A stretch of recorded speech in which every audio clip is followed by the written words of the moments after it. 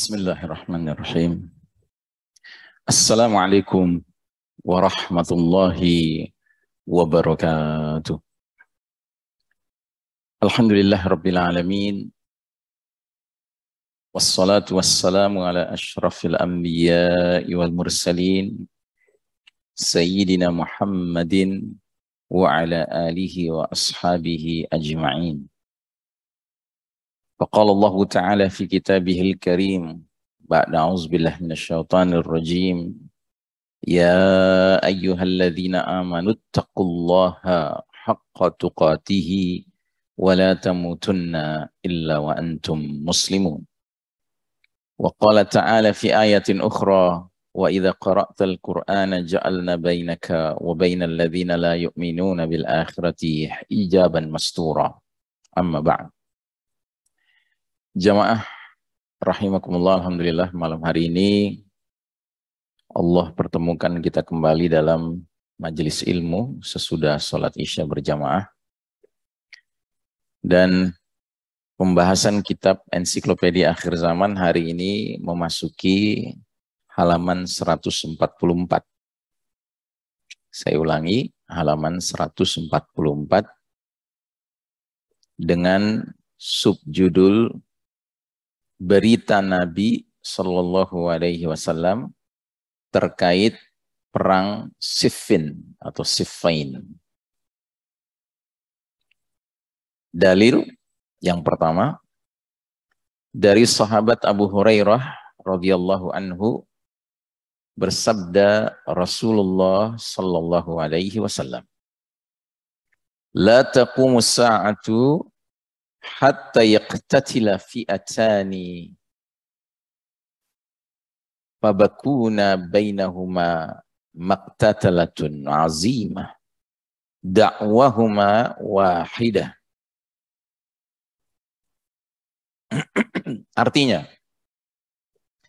hari kiamat tidak akan terjadi sebelum adanya dua kelompok umat Islam yang sama-sama melakukan pertempuran yang sangat besar dan seruan keduanya sama. Da'wahuma wahidah. Penjelasan Syekh Mubayyad. Hadis tersebut di dalamnya ada isyarat terkait peperangan yang terjadi antara Muawiyah bin Abi Sufyan radhiyallahu anhuma dan Ali bin Abi Thalib radhiyallahu an, sepeninggal Khalifah Utsman bin Affan radhiyallahu anhu. Jadi nubuah Nabi mengenai terjadinya pertempuran antara dua kelompok umat Islam yang seruannya sama ternyata bukan satu nubuah yang masih jauh, tetapi dekat sekali semenjak wafatnya Nabi Muhammad SAW. Karena bahasanya kan la taqumus sa'ah, tidak akan terjadi hari kiamat. Ya. Nah, ternyata kejadiannya hanya beberapa puluh tahun setelah wafatnya Nabi Muhammad sallallahu alaihi wasallam. Ya, sebagaimana kita ketahui, sahabat Ali bin Abi Thalib menjadi khalifah Rashidah yang keempat setelah khalifah Rashidah ketiga Utsman bin Affan terbunuh. Dan Utsman bin Affan memimpin umat 12 tahun.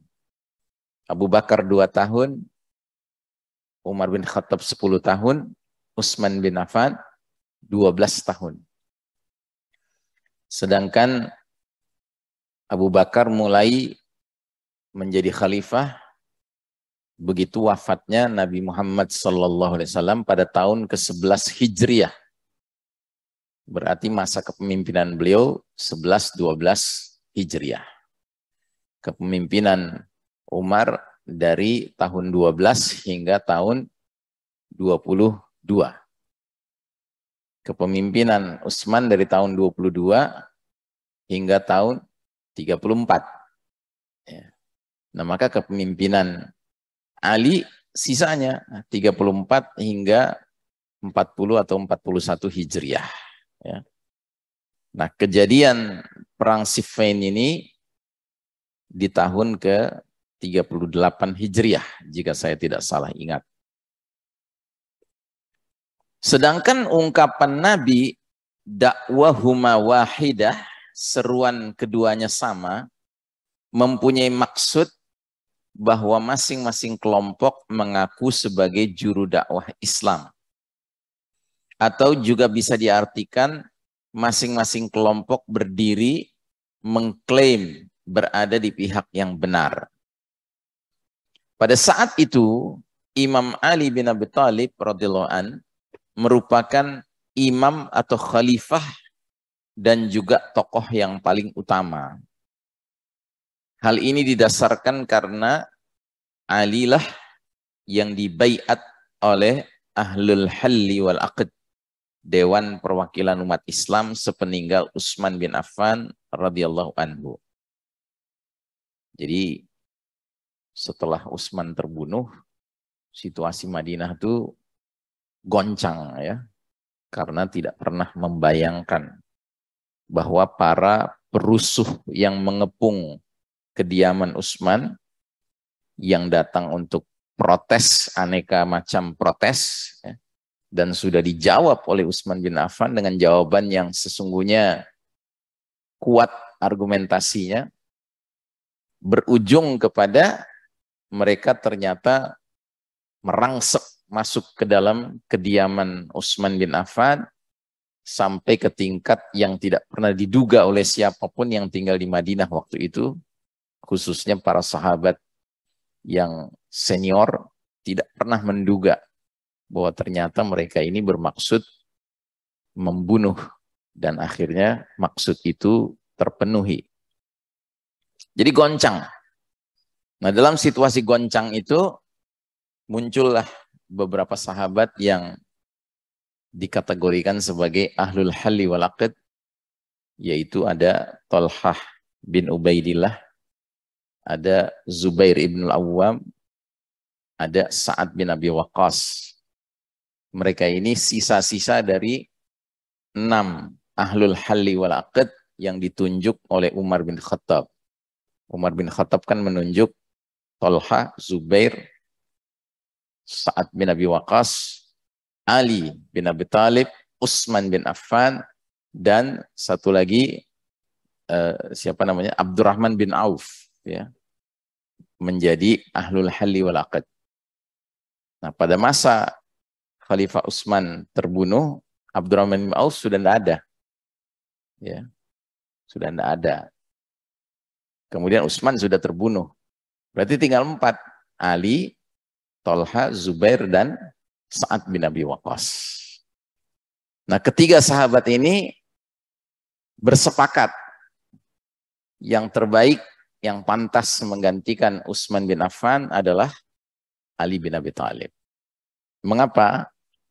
Karena sewaktu Umar terbunuh, lalu Umar sebelum wafatnya membentuk Ahlul Halli wal Aqd, 6 orang sahabat mulia ini, maka Umar menunjuk Abdurrahman bin Auf sebagai pimpinan majelis berenam ini. Dan Abdurrahman bin Auf ketika memimpin majelis itu langsung bertanya, siapa di antara kalian yang mau menanggalkan haknya sebagai khalifah? Langsung Sa'ad bin Abi Waqqas, Thalhah, Zubair menyatakan, saya tidak gitu. Jadi semua tiga-tiganya menolak menjadi khalifah. Sehingga tersisa 2 kan, Utsman dan Ali. Abdurrahman bertanya, siapa di antara kalian berdua yang mau menanggalkan jabatan khalifah? Dua-duanya diam. Dengan isyarat dua-duanya diam, maka Abdurrahman faham bahwa kedua-duanya layak untuk menjadi khalifah. Maka Abdurrahman sejak saat itu keliling ke semua rumah-rumah penghuni Madinah untuk meminta pendapat. Ya, sampai ke remaja, anak kecil ditanyakan pendapatnya. Mana di antara dua ini, Utsman atau Ali, yang pantas menjadi khalifah?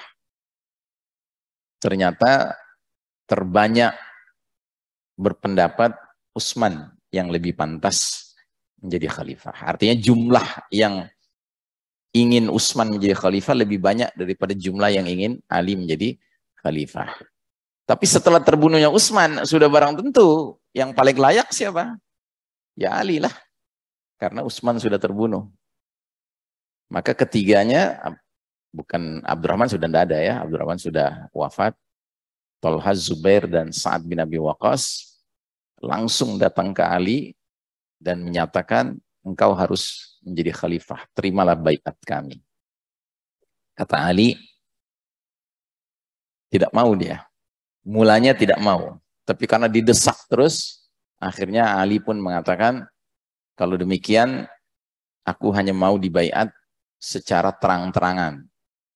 Maka akhirnya dipilihlah tempat pembaiatan di masjid. Ya. Nah, cuma repotnya, ketika sudah di masjid, berarti kan terbuka.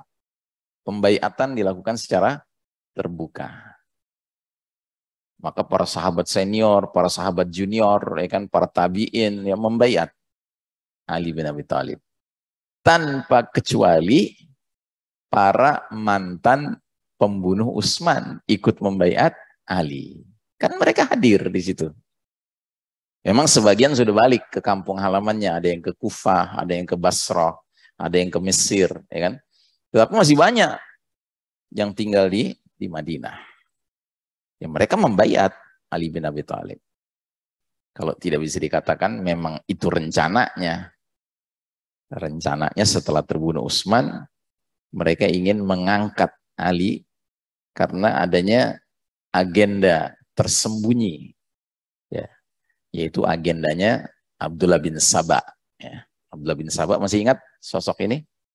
Sosok Yahudi Yaman yang pura-pura masuk Islam. Untuk apa? Untuk menghancurkan Islam dari dalam.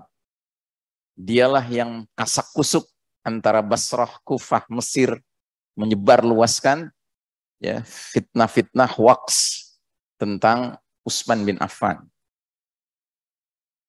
Tapi di Mesir, dia bahkan lebih jauh lagi menyebarluaskan hoax tentang sebuah cerita karangan, yaitu tentang wasiat Nabi Muhammad SAW khusus kepada Ali bin Abi Thalib.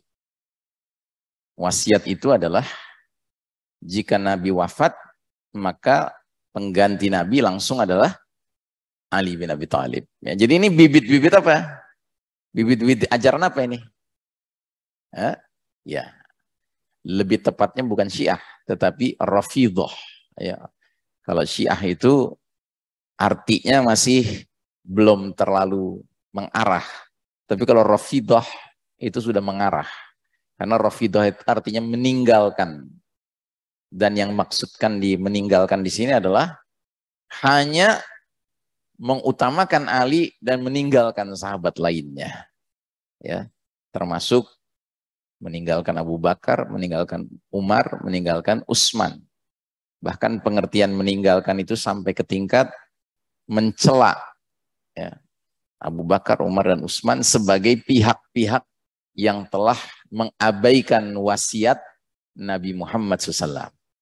Kok berani-beraninya mereka menjadi khalifah pengganti Rasul, padahal Ali ada, begitu ya. Nah, jadi memang ini kerja intelligence ini ya dari musuh-musuh Islam, khususnya Abdullah bin Saba ya, Yahudi.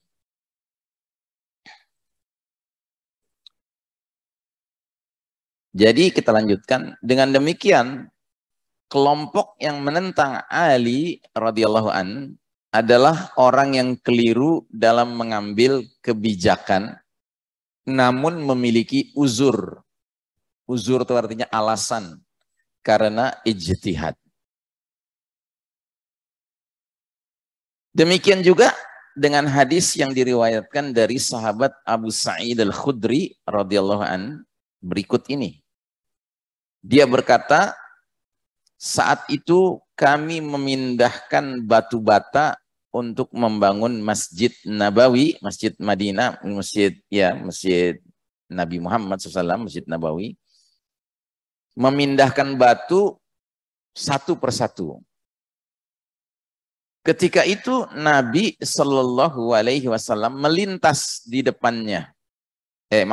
Sementara itu Ammar bin Yasir memindahkan batu bata sekaligus dua potong. Jadi yang lain rata-rata satu batu gitu, satu batu bata. Sedangkan Ammar bin Yasir mengangkat dua potong langsung. Maka Nabi bersabda, melihat Ammar bin Yasir, Nabi bersabda, duhai Ammar, engkau akan tewas di tangan fi'atul baghiyah. Fi'atul baghiyah artinya kelompok pemberontak. Ya. Penjelasan. Sebagaimana kita ketahui, Ammar bin Yasir radhiyallahu anhuma yang berpihak pada Imam Ali radhiyallahu anhu adalah seorang sahabat yang gugur dalam perang Siffin. Hal ini menunjukkan bahwa kelompok pemberontak yang dimaksud dalam hadis tadi adalah kelompok Muawiyah radhiyallahu anhuma dan sekutunya. Nah, poin-poin penting. Hadis ini merupakan bukti mukjizat Nabi Sallallahu Alaihi Wasallam yang menunjukkan bahwa apa yang beliau sabdakan itu benar-benar telah menjadi kenyataan. Sebagaimana yang diredaksikan, hadis ini Nabi sabdakan saat pembangunan Masjid Nabawi. Ini artinya hadis ini diucapkan pada awal hijrah. Ya, bayangkan, masih di awal hijrah, keluar satu nubuah, satu hadis tentang alamatus sa'ah, tanda-tanda sudah dekatnya hari kiamat, ya, yang kejadiannya baru sekian tahun berikutnya, ya. Kan kalau baru hijrah berarti katakanlah tahun 1 hijrah gitu, tahun 1 hijrah. Ya, pembangunan Masjid Nabawi bahkan mungkin tahun 0 hijrah lah barangkali, ya. Masih baru hijrah ke Madinah. Sementara kejadiannya tahun 38 Hijriah, ya. Jadi Masya Allah, memang hadis-hadis nubuah ini menjadi menarik ketika sudah menjadi kenyataan. Jadi menjadi menarik sekali, ya. Nah, jadi memang terbukti selama berperang dalam barisan Rasulullah Sallallahu Alaihi Wasallam ataupun bersama Khulafa Rasyidin Abu Bakar, Umar, Utsman, ya, Ammar bin Yasir selalu lolos dari cengkraman maut sampai terjadilah perang Siffin. Jadi Ammar bin Yasir ini mujahid, ya. Hampir semua jihad beliau terlibat di dalamnya. Ya, perang Badar, ya, perang Uhud, ya, perang Khandaq, ya. Beliau terlibat. Tapi lolos dari maut, ya. Nah, justru di saat perang Siffin beliau menemui kematiannya. Dan itu adalah perang antara sesama kaum muslimin. Ya. Nabi bilang, duhai Ammar, engkau akan tewas di tangan kelompok pemberontak. Berarti jelas kelompok pemberontak itu adalah kelompok Muawiyah. Ya. Dan saat Ammar bin Yasir terbunuh di perang Siffin itu, usia beliau sudah 92 tahun atau 93 tahun, ya. Masya Allah, ya. Kita-kita yang masih usia 60-an, 70-an malu rasanya. Ya. Boro-boro pergi ke medan jihad. Ya. Sedangkan olahraga aja masih sekali setahun kali. Jadi Ammar bin Yasir ini memang mujahid. Ya. Beliau itu benar-benar cinta jihad, ya, dan termasuk cinta mati syahid, sehingga Allah kasih hadiah mati syahid. Dan sewaktu kejadian Jamal, Ya, ingat tragedi Jamal ya. Tragedi Jamal itu antara Ali bin Abi Thalib dengan Tolha, Zubair, Aisyah. Ya, ingat ya. Ini kan dalam peristiwa Jamal ini, akhirnya baik Tolha, Zubair maupun Aisyah sudah sepakat untuk damai. Nggak ada perang.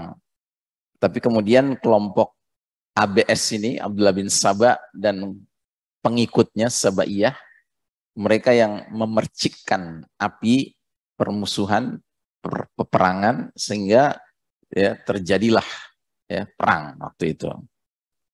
Nah, Tolha menyingkir dari peperangan itu. Dia tahu ini nggak benar ini. Kita nggak pernah berniat berperang melawan khalifah. Aisyah radhiyallahu anha juga tidak terlibat sebagai pihak yang berperang di dalam peristiwa Jamal. Tapi beliau malah terjun ke kancah peperangan untuk meneriakkan kepada kedua belah pihak agar berhenti. Tapi akibatnya sekedup ontaknya itu diserang dengan panah, dengan tombak, sampai digambarkan oleh para periwayat kejadian ini, sekedupnya menjadi laksana landak gitu ya, landak karena banyaknya tombak panah yang diarahkan kepada sekedupnya Aisyah radhiyallahu anha di atas ontaknya itu. Nah, Zubair juga lari dari medan perang itu. Dia bahkan larinya sejauh-jauhnya.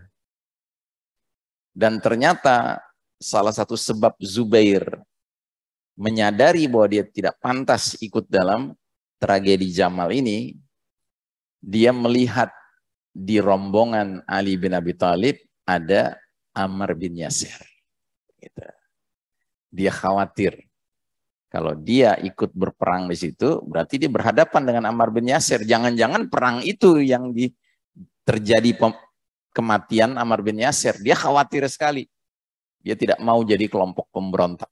Maka dia lari. Tapi akibatnya dia dikejar oleh seorang perusuh anak buahnya ABS juga, Abdullah bin Saba, dan terbunuh di suatu daerah yang jaraknya 1 hari perjalanan dari medan perang. Ya. Syahid insya Allah. Nah, jadi demikian juga pemakaian kata Al-Fi'ah Al-Baghiyah, kelompok pemberontak, merupakan petunjuk jelas bahwa perang yang terjadi merupakan perang sesama kaum muslimin. Sebab penggunaan istilah Al-Baghi tidak digunakan melainkan bagi sekelompok kaum muslimin yang menentang terhadap imam atau kepala negara. Dalam hadis ini juga kita dapati betapa besar perhatian yang diberikan Rasulullah SAW terkait masalah fitnah dan tanda-tanda hari kiamat. Beliau menggunakan berbagai kesempatan untuk mengingatkan akan terjadinya berbagai fitnah tersebut. Di samping itu, Nabi mengabarkan peristiwa masa depan di saat umat Islam ada momen yang paling penting, yaitu saat membangun masjid. Bahkan dalam riwayat lain, Nabi mengulangi peringatannya ini ketika Ammar bin Yasir radhiyallahu an menggali parit untuk perang Khandaq. Jadi Nabi pernah menyampaikan ya nubuah tentang terbunuhnya Ammar oleh kelompok pemberontak lebih dari 1 kali, 1 event.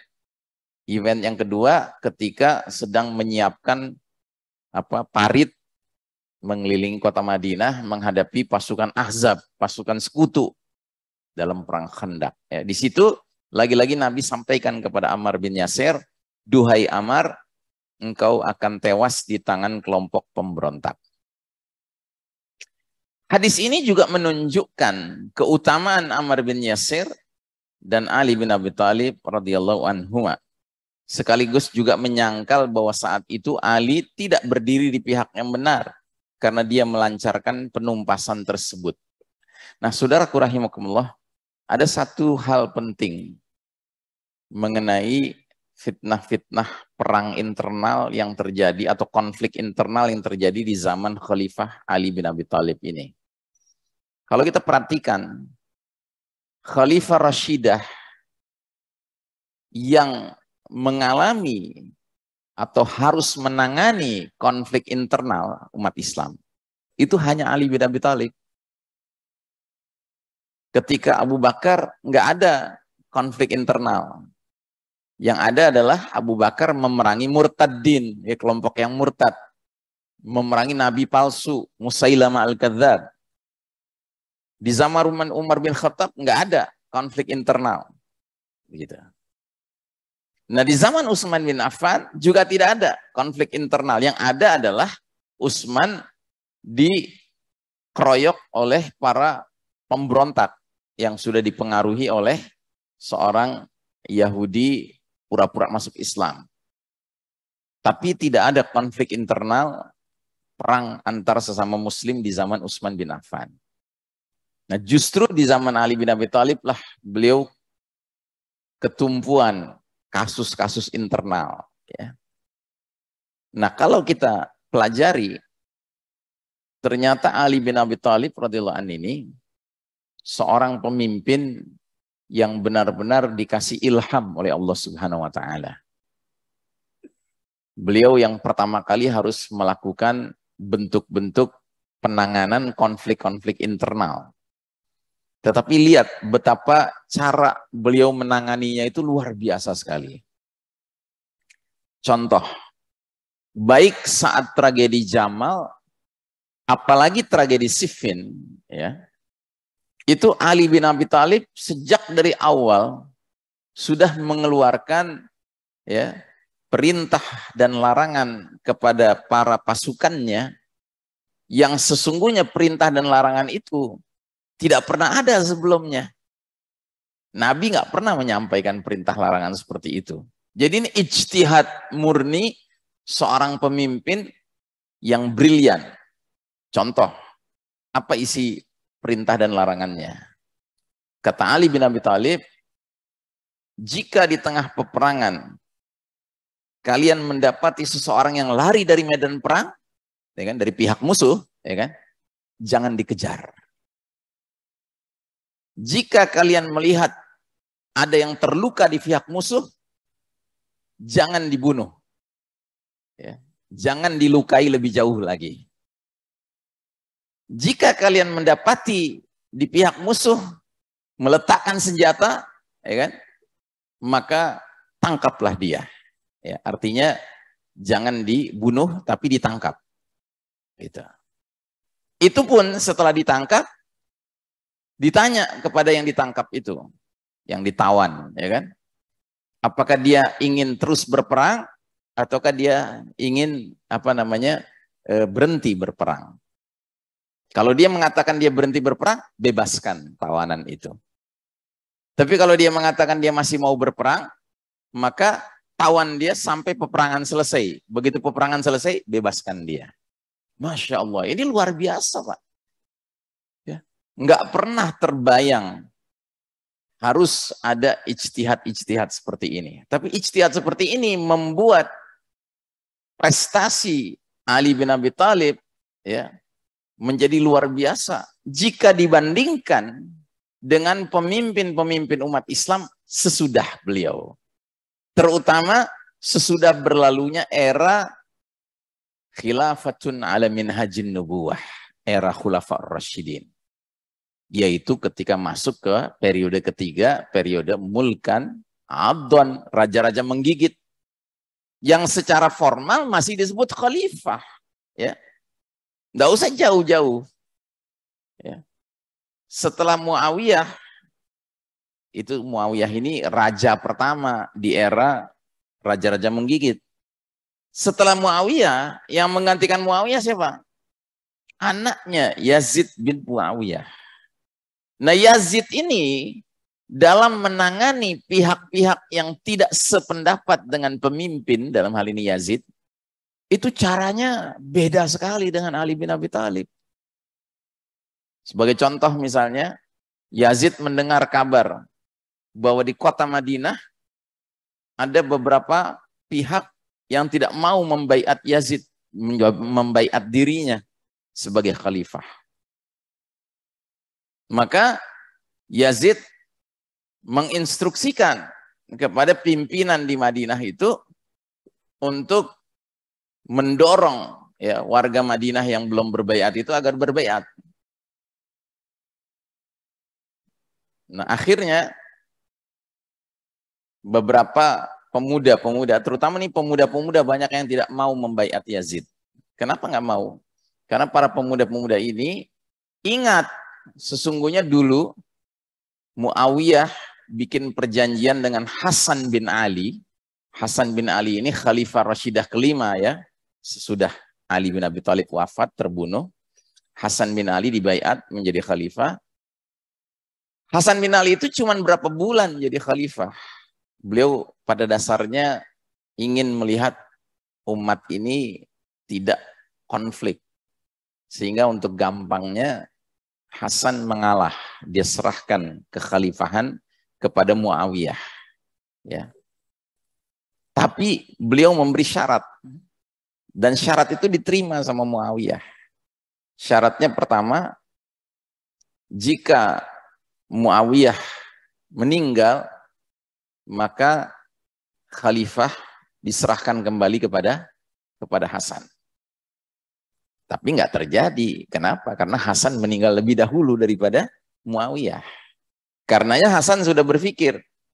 Yang kedua, jika aku meninggal duluan, maka serahkan kepada ahlul hali wal aqd untuk memilih siapa khalifah pengganti Muawiyah. Atau yang ketiga, serahkan kepada umat ya secara luas siapa yang pantas menjadi khalifah pengganti Muawiyah. Nah, ternyata Muawiyah tidak memenuhi janji. Jangankan dia sudah meninggal, sebelum dia meninggal saja dia sudah gadang-gadang anak kandungnya Yazid sebagai calon pengganti dirinya. Atau dengan bahasa sistem kenegaraan disebut putra mahkota. Ya, dia sudah nunjuk putra mahkota, anaknya sendiri. Ini kan nggak benar. Makanya ada pemuda-pemuda yang benar-benar menginginkan pemimpin yang baik dan benar, nggak ridho dengan cara ditunjuknya Yazid menjadi khalifah. Maka mereka menolak. Nah, akibatnya Yazid ngirim pasukan untuk menyerang kota Madinah. Bayangkan. Ya. Ini kan tindakan yang sangat aneh ya. Ingat, kota Madinah itu kota suci. Ya, satu. Kedua, di kota Madinah ada makam Nabi Muhammad SAW. Ya. Terus yang ketiga, di kota Madinah ada Masjid Nabawi. Itu. Alangkah anehnya. Dan yang lebih parah lagi, memang betul Yazid bilang kepada pimpinan panglima pasukan ini, sesampainya kalian di pinggir kota Madinah, tawarkan kepada mereka dua pilihan. Apakah mau membaiat aku, ya kan? Atau bersikeras untuk tidak mau membaiat, yang berarti apa? Perangi mereka. Begitu. Dan jika kalian menang peperangan itu, maka aku halalkan kota Madinah selama 3 hari. Tapi setelah 3 hari berhenti. Bayangkan. Kayak ngadepin musuh gitu loh. Ya, ngadepin saudara muslim kayak ngadepin musuh. Makanya Ali bin Abi Thalib ini, Masya Allah, Khalifah Rashidah yang dibebankan tugas ya oleh Allah Ta'ala yang sangat berat, yaitu menangani konflik-konflik internal. Tapi beliau memiliki gagasan-gagasan yang brilian. Gitu. Termasuk beliau mengatakan, kalau nanti pulang ke Kufah, karena pada dasarnya perang Siffin ini nggak jelas siapa yang menang, siapa yang kalah.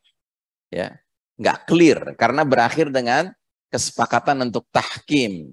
Ya, tahkim itu artinya cari penyelesaian arbitrasi begitu. Kirim juru runding dari sini satu, juru runding dari sini satu.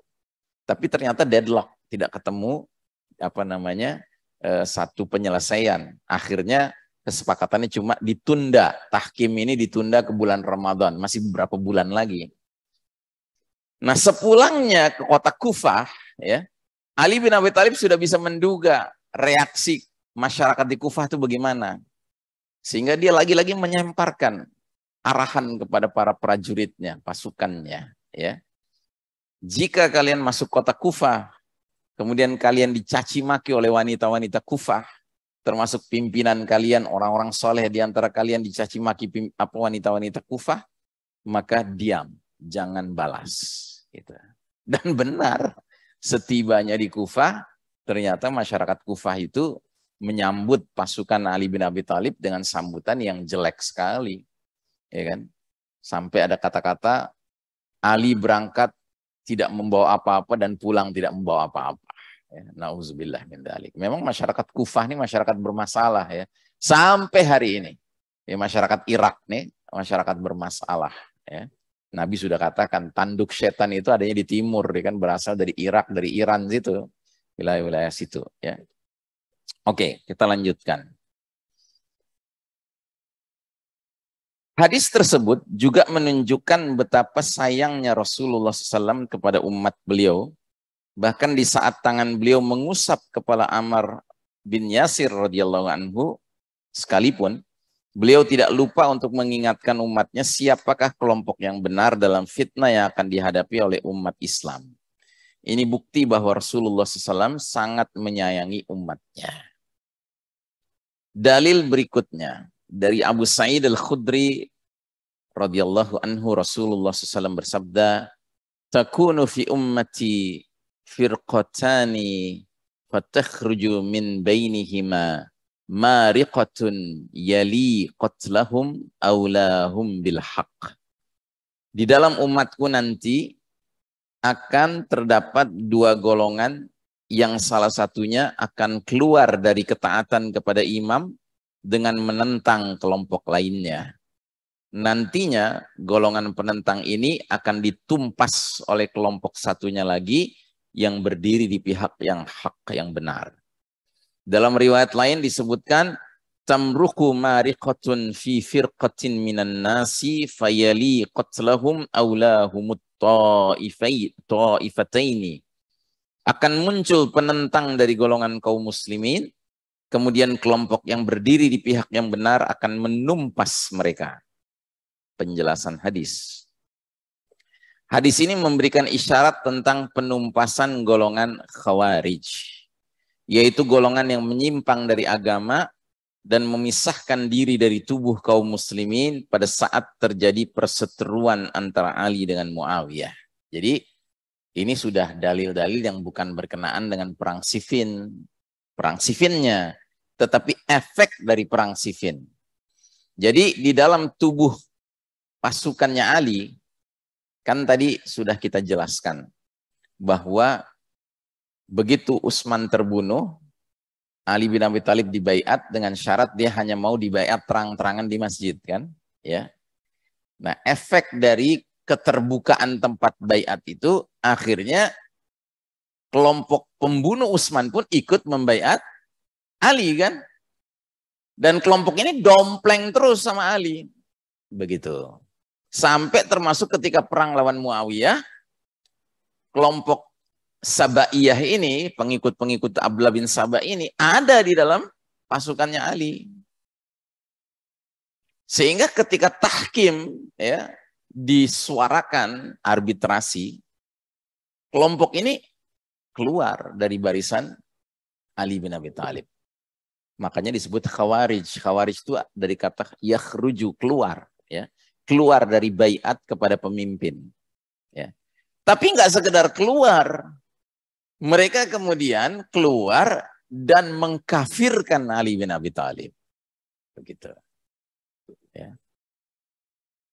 Dan mereka bahkan lebih jauh lagi akhirnya bikin markas, ya, markas tempat mereka ngumpul kaum Khawarij ini di Harurah namanya, satu tempat di Irak namanya Harurah. Makanya kelompok Khawarij ini juga dikenal sebagai kelompok Haruriyah, ya, Haruriyah. Ya. Kelompok Khawarij yang paling pertama, ya, yang paling pertama dalam sejarah Islam. Begitu. Nah, kelompok ini ditangani oleh Ali bin Abi Thalib juga. Jadi bayangkan Ali bin Abi Thalib harus berhadapan dengan tragedi Jamal, ya kan? Muawiyah dalam perang Siffin, terus tiba-tiba ada Khawarij lagi, ya kan? Nah, menangani Khawarij ini lebih hebat lagi kalau kita pelajari bagaimana Ali bin Abi Thalib itu sebagai seorang khalifah yang rasyidah, yang terbimbing oleh Allah Ta'ala, beliau tidak serta-merta menumpas kaum Khawarij yang padahal sudah keterlaluan ya. Bayangkan keluar dari barisan dan terang-terangan mengkafirkan khalifah. Begitu. Dan pada babak-babak berikutnya lebih parah lagi, mereka membunuh kaum muslimin. Mereka bunuh kaum muslimin tanpa alasan yang hak. Salah satu kasus yang terkenal adalah ada beberapa gelintir sosok-sosok Khawarij ini berjalan ke satu desa. Terus seorang laki-laki keluar dengan wajah ketakutan. Nah, laki-laki ini ternyata adalah anak seorang sahabat Nabi. Namanya Abdullah bin Khobab ibnul Arad. Khobab ibnul Arad itu radhiyallahu an adalah sahabat Nabi. Nah, ini Abdullah bin Khobab. Nah, ketika dia muncul dengan wajah ketakutan, ya kan? Rupanya beberapa gelintir orang Khawarij ini kenal. Dia bilang, "Hai Fulan, sepertinya kamu sedang takut ya?" Ya kan? Iya, katanya. "Bukankah kamu ini Abdullah bin Khobab?" "Benar, ya kan? Aku putranya Khobab ibnul Arad." Nah, terus kata orang-orang Khawarij ini, "Kalau begitu tolong riwayatkan kepada kami sebuah hadis dari Nabi SAW." Ya kan? Maka dia meriwayatkan sebuah hadis. Dia bilang, jika fitnah melanda, maka orang yang duduk lebih baik daripada orang yang berdiri. Orang yang berdiri lebih baik daripada orang yang berjalan. Dan orang yang berjalan lebih baik daripada orang yang berlari-lari kecil. Ya kan? Nah, kemudian diseret dia. Diseret setelah menyampaikan hadis itu. Ya kan? Ternyata dibawa ke sungai. Nah, dalam perjalanan menuju ke sungai itu, salah seorang Khawarij ini mendapati biji korma dari sebuah pohon korma jatuh gitu. Terus langsung dia makan. Nah, sesama teman-teman Khawarijnya bilang, ini korma pohonnya milik siapa? Ya, jangan-jangan ini milik ahli zimmah. Ya, ahli zimmah itu artinya orang kafir yang dalam naungan pemerintahan Islam ya, yang harus dilindungi hartanya dan nyawanya. Ya kan? Maka si orang yang keburu memakan korma itu mengorek tenggorokannya untuk mengeluarkan korma itu. Terus jalan lagi mereka. Tiba-tiba mereka ngelihat seekor babi. Babi itu disembelih sama mereka, dibunuh, ya kan? Setelah membunuhnya, teman-temannya bilang lagi, ini babi milik siapa? Jangan-jangan milik orang kafir zimmi, gitu, ya kan? Nah, terus akhirnya Abdullah bin Khobab berkomentar. Dia bilang, kalian ini begitu mempedulikan ya sebiji korma, kehalalan untuk dimakan atau tidaknya karena nggak jelas milik siapa. Begitu juga kalian mempedulikan seekor babi yang setelah dibunuh baru dipertanyakan ini milik siapa. Padahal ada yang lebih penting kalian pedulikan. Apa itu? Kata Abdullah, diriku, katanya gitu. Ya kan? Jadi dia ingin mengingatkan, korma lo pedulikan halal haramnya dimakan. Babi lo pedulikan halal haramnya disembelih, ya kan? Ini seorang muslim gitu loh. Diseret ke sungai, ya kan? Dan dia udah punya feeling dia bakal dibunuh ini. Ya kan? Benar. Setelah dia mengatakan, kalian mempedulikan korma babi, sementara ada yang lebih berharga yang harus kalian pedulikan. Apa itu? Diriku, katanya gitu kan. Diseret ya, makin diseret ke tepi sungai, disembelih, Pak. Darahnya mengalir. Sesudah itu, wanita yang merupakan budak dari Abdullah bin Khobab yang sedang hamil, ya kan? Itu diseret juga, lalu dibelek Pak perutnya. Janinnya disembelih. Na'udzubillah min dzalik ya. Jadi Khawarij ini memang kumpulan orang-orang yang bodoh akan agama. Tapi di satu sisi dan di lain sisi, kadang-kadang mereka peduli benar hal-hal yang terkait dengan agama yang detail-detail, tapi tentang yang justru mendasar-mendasar mereka abaikan. Gitu. Nah, maka setelah kejadian ini, sampai laporannya kepada Ali bin Abi Thalib, maka Ali memandang ini kelompok nggak bisa dibiarkan. Ini sudah jadi pengacau, sudah jadi perusuh. Tapi coba lihat betapa dahsyatnya kesabaran Ali bin Abi Thalib dan kecerdasannya. Dia tidak langsung menggempur wilayah Harurah ini. Dia kirim dulu utusan. Dalam hal ini Ibnu Abbas radhiyallahu anhuma dikirim untuk berdialog dengan mereka. Dan ternyata setelah dialognya yang berlangsung 3 hari 3 malam, berhasillah Ibnu Abbas mengajak sebanyak 4.000 di antara mereka bertaubat. Ya kan? Bertaubat, gabung lagi dengan pasukan Ali bin Abi Thalib. Ya, Masya Allah. Sementara masih tersisa sebanyak 1.500. Ya. Jadi yang bertaubat mayoritas. Tetapi yang masih bebel, ya kan, itu 1.500. Nah, yang 1.500 ini pun nggak langsung digempur sama Ali bin Abi Thalib.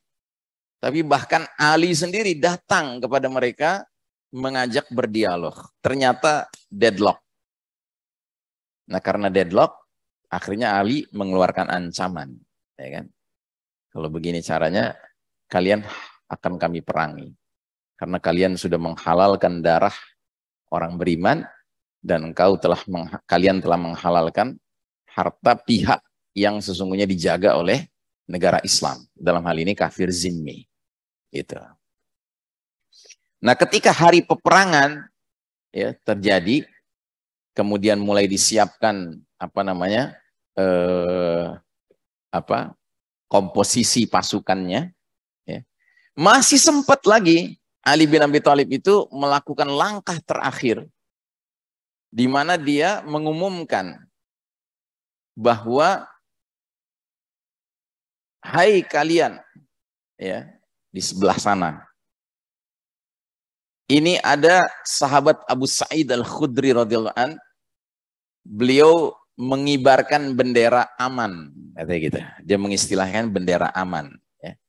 Barang siapa di antara kalian yang bernaung di bawah bendera aman ini, dia aman. Dia tidak akan diperangi. Gitu. Barang siapa yang meletakkan senjata, dia aman. Dia tidak akan diperangi. Jadi masih dikasih kesempatan untuk taubat. Dan benar saja, dari sekian 1.500 itu masih ada sebagian lagi yang akhirnya langsung menuju ke Abu Sa'id Al-Khudri, ya kan, untuk menyatakan diri mereka bertaubat. Mereka berlindung di bawah bendera aman yang dikibarkan Abu Sa'id Al-Khudri. Ya. Nah, jadi Ali bin Abi Thalib ini memang Masya Allah, ya, Khalifah Rashidah yang diuji Allah dengan ujian konflik internal, tapi juga diberikan oleh Allah ilham untuk berijtihad. Yang sampai-sampai Ali pun pernah mengatakan, kalau seandainya tidak ada yang menangani kaum pemberontak ini, lalu bagaimana umat selanjutnya nanti bisa belajar bagaimana cara menangani kaum pemberontak. Ya. Masya Allah ta'ala. Ya. Radiyallahu anhu. Meskipun demikian, hadis ini juga menunjukkan bahwa kedua pihak yang berseteru dalam perang Siffin bukanlah orang-orang yang dinyatakan sebagai orang-orang yang keluar dari keimanan mereka, dan bahkan tidak dinyatakan sebagai orang-orang fasik. Yang perlu dicatat, masalah ini hanyalah berkutat masalah benar tidaknya hasil ijtihad mereka. Jadi baik Muawiyah maupun Ali, ini bukan perang antara orang-orang di luar Islam, tidak. Ini orang-orang yang masih muslim dan mereka hanya berbeda dalam ijtihad. Ya. Dengan kata lain, salah satu di antara dua golongan tersebut ijtihadnya tepat mengenai sasaran kebenaran, sedangkan yang satunya lagi melenceng dari kebenaran. Atau antara yang rajih, yang unggul ijtihadnya, dengan yang marjuh, yang lebih unggul ijtihadnya. Hadis tersebut dan banyak hadis lainnya dalam menanggapi perang Jamal maupun perang Siffin sama sekali tidak melayangkan tuduhan yang memojokkan kedua pihak yang berseteru. Bahkan sebaliknya, hadis-hadis tersebut justru mengesankan dengan kuat bahwa yang terjadi hanyalah perbedaan hasil ijtihad. Dan tentunya hal ini disertai petunjuk Nabi, manakah ijtihad yang benar dan mana yang salah. Dan yang paling penting, baik yang salah atau yang benar sama sekali tidak divonis sebagai kelompok yang keluar dari keislaman atau keimanan mereka. Beda halnya dengan kelompok Khawarij. Jelas-jelas hadis-hadis yang menyinggung kelompok ini menyatakan tuduhannya bahwa kelompok itulah yang menyimpang dari agama. Jadi kalau kita baca hadis-hadis Nabi tentang kaum Khawarij, jelas-jelas Nabi mengatakan mereka laksana anak panah yang melesat, ya kan, mengenai sasaran sasaran hewan buruannya, tetapi tidak mendapatkan bekas sama sekali.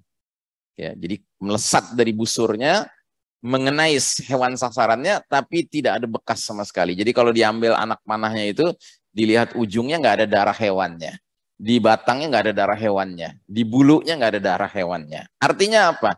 Artinya keislaman mereka itu keislaman yang nggak lewat tenggorokan. Jadi keislaman mereka nggak ada bekasnya, gitu. Mereka ngaku Muslim, tetapi tidak ada ciri-ciri keislaman yang tampil pada diri mereka.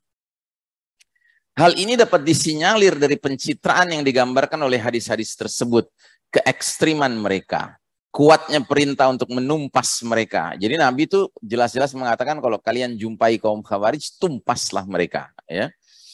Perintah mengamputasi mereka dari tubuh umat Islam dan betapa bahayanya kelompok satu ini bagi eksistensi dakwah Islam. Pada kelanjutannya, hal ini menunjukkan adanya perbedaan yang paling substantif dan prinsipil jika dibandingkan dengan konflik intern yang terjadi di kalangan para sahabat dengan penumpasan kaum Khawarij. Ya. Itu pun sekali lagi Ali bin Abi Thalib mensikapi, ya, memperlakukan kaum Khawarij dengan penuh kearifan. Ya, bayangkan. Dan kalau ditanya, Ali selalu mengatakan, kita tidak berperang dengan mereka dengan maksud membunuh mereka, tapi kita berperang dengan mereka dengan maksud menyadarkan mereka. Begitu. Jadi kalau bisa menyadarkan tanpa membunuh, itu lebih baik. Ya kan? Tapi kalau tidak bisa tidak, ya karena kita diserang, ya kita serang balik. Begitu. Baik, jamaah sekalian rahimakumullah, kita cukupkan sampai sekian dulu untuk hari ini. Ya, sebelum kita tutup, falyatafaddal mashkura kalau ada yang mau bertanya. Sallallahu ala nabiyyina Muhammadin wa ala alihi wa ashabihi ajma'in. Walhamdulillahi rabbil alamin. Tafadhol, ada yang ingin bertanya?